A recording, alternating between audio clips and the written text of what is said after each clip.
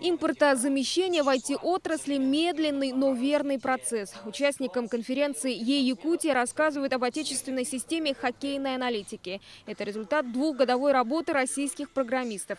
Якутская площадка тоже может стать началом больших проектов, уверены организаторы. Конференция Е-Якутия является своеобразной сверкой часов между специалистами IT-отрасли и государственных структур. Также это хороший способ показать реальную картину на местах представителям федеральных ведомств. Ленские столбы тоже выбраны не случайно в качестве площадки. Красота и сила якутской природы должны способствовать привлечению новых инвесторов.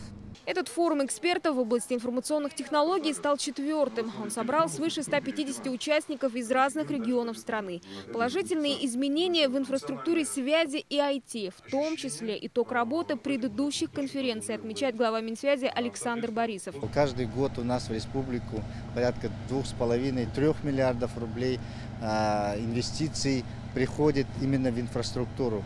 Сегодня мы немножко смещаем акценты проведения конференции. Да? Вот в этом году это цифровая экономика, IT-безопасность и развитие отрасли информационных технологий. Кадровый голод – проблема стала одной из самых обсуждаемых на форуме. За последние 2 года прирост специалистов в данной области составил чуть больше 3,5%.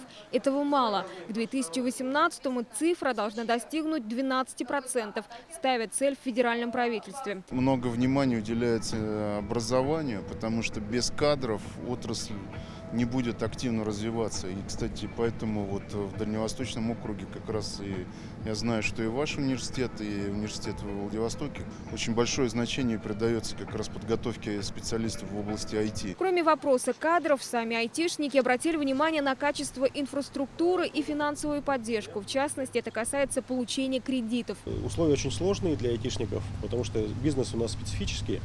У нас нет понятия каких-то основных средств или материальных активов. Да. То есть вся наша собственность, которая есть, это интеллектуальная собственность, которую нельзя заложить в банке. До конца года в России появится фонд цифровой экономики. Регионам необходимо держать руку на пульсе, говорят в Москве. Получение средств заметно ускорит развитие информационных технологий на местах. Айна Винокурова, Василий Соловьев, Вести, Ленские столбы.